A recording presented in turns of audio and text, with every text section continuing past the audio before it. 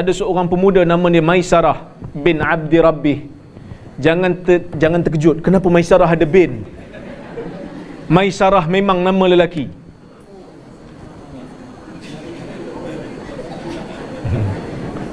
Maisarah tu memang nama lelaki. Dia kata, tapi ustaz, kalau Maisarah dalam bahasa Arab ada ta marbutah. Bukan semua nama yang ada ta marbutah tu perempuan. Banyak nama-nama yang ada ta marbutah tapi lelaki. Hamzah, ada nama perempuan Hamzah. Cik nama apa? Hamzah. Orang terkejut. Talha. Talha kan? Talha lelaki. Jadi Maisarah ni nama lelaki. Maimun lelaki.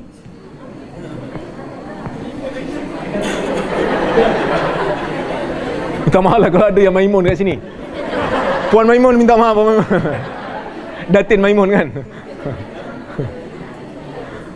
Tapi bila sampai dekat Malaysia, orang perempuan curi nama ni. So kita kena ambil balik. Ni hak orang lelaki. Maisarah. Sebab tu Nabi masa pergi berniaga barang Khadijah kan, Nabi pergi dengan Maisarah kan. Orang duk ingat Maisarah tu lelaki. Baik. Maisarah bin Abdi Rabbih. Ini antara sufi, golongan zuhud yang jahil. Reka hadis, cipta hadis, galak orang pergi buat ibadat. Okey?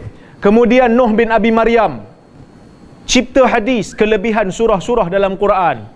Sebab dia tengok orang tak baca Quran dah, dia pun reka nak bagi orang baca Quran. Dia tak tahu perbuatan dia ni haram secara ijma' para ulama. Okey.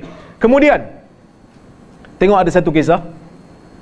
Ini disebutkan oleh Ibn Hibban di dalam kitab Al-Majruhin. Saya tak sempat nak terjemah, tapi tak apalah saya terjemah sekarang.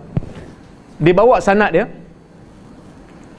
Kata Abu Ishaq At-Taliqani, dia kata, aku mendengar Ibnul Mubarak berkata, "Lau khuyyirtu baina an adkhulal jannah wa baina an alqiya Abdullah ibn Muhriz, lakhtartu an alqahu thumma adkhulul jannah. Falamma ra'aituhu kanat ba'ratun ahabba ilayya minhu." Dia kata, Ibnul Mubarak ni ulama hadis besar dalam ahli sunnah.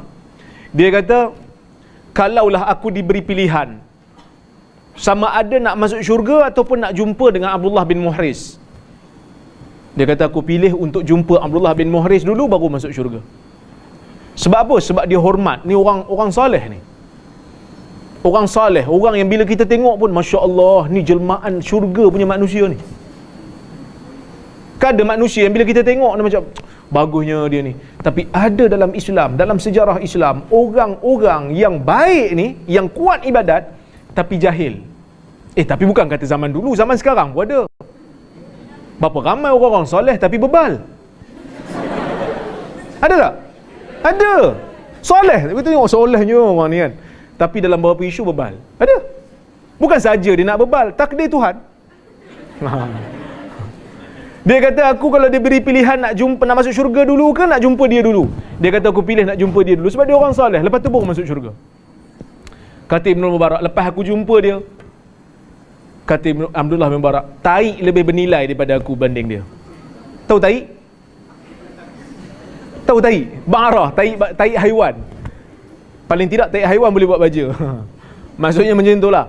Setelah dia jumpa dengan orang saleh ni, baru dia tahu sebenarnya orang saleh ni jahil. So sebab tu, sahabat-sahabat yang dirahmati Allah, dalam bab hadis ni tak boleh sangka baik. Dia dua benda. Kata Abdul Rahman bin Mahdi. Abdul Rahman bin Mahdi sezaman dengan Imam Syafi'i. Dia ulama hadis. Dia kata, khislatan la yastaqimu fihi husnul zan. Al-hukmu wal hadis. Dua benda tak boleh sangka baik. Apa dia? Proses mahkamah dan hadis. Tak boleh sangka baik. Isu lain tak apa sangka baik. Dua ni tak boleh. Kita pergi jumpa mahkamah, jumpa hakim kat mahkamah. Hakim, saya nak tuduh dia ni Kemal ni curi saya punya pemadam. Contohlah kan. Berkira sangat sampai masuk mahkamah pemadam je. Faber-Castell.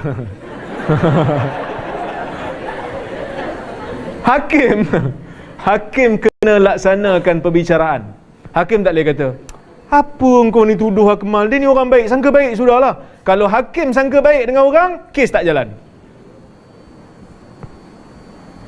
Dan yang kedua hadis tak boleh sangka baik. Hadis tak boleh kata, takkan tak betul ke hadis tu yang dia baca tu. Tengok sorban dia besar. Kan? Serban dia ustaz besar. Masuk pintu pun sangkut. Besarnya serban dia tu. Saya pun keliru. Tu serban ke kain kapan yang dia yang dia balut tu? Serban dia. Hadis isu lain. Sebab itu Imam Malik pernah kata dalam satu kisah. Imam Malik bin Anas, guru kepada Al-Imam Syafi'i. Imam Malik dia tak macam ulama lain. Imam Malik nak riwayat daripada satu orang, mesti orang tu siqah. Orang tu dipercayai, tak boleh lemah ingatan.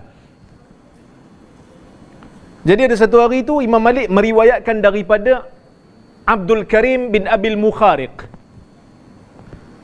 Ada seorang perawi nama Abdul Karim bin Abil Mukhariq. Imam Malik riwayat daripada dia. Ulama lain semua terkejut. Pasal apa dia riwayat, Imam Malik riwayat pada orang ni? Dia ni masalah, ingatan lemah. Bila Imam Malik sedar benda tu, Imam Malik terus tinggalkan riwayat dia. Orang tanya, pasal apa awal-awal dulu riwayat? Dia kata, Imam Malik kata, gharrani kasratu bukaihi fil masjid. Imam Malik kata, kerana aku terpengaruh dan tertipu kerana dia selalu menangis dalam masjid. Dia orang baik. Datang masjid, doa, nangis. Datang masjid, doa, nangis. Imam Malik tengok, ni mesti orang baik. Ni mesti orang saleh. Imam Malik riwayat daripada dia. Bila semak, salah banyak hadis-hadis yang dia baca. Sebab ingatan dia tak kuat. Bukan bermakna dia orang jahat. Tapi kerana hadis bukan bidang dia. Nampak? Kadang-kadang orang yang baca hadis ni, orang yang baca hadis palsu ni bukan orang jahat. Orang baik. Ustaz kita pun kadang-kadang dalam kelas kadang ustaz tu baca hadis palsu. Macam mana aku nak tegur dia ni? Kan kalau aku tegur kan nampak macam dia jahat sangat. Tak, dia bukan jahat. Kadang-kadang dia tak tahu benda tu palsu. Biasa dengar ustaz baca ikhtilafu ummati rahmah, khilaf di kalangan umat aku rahmah.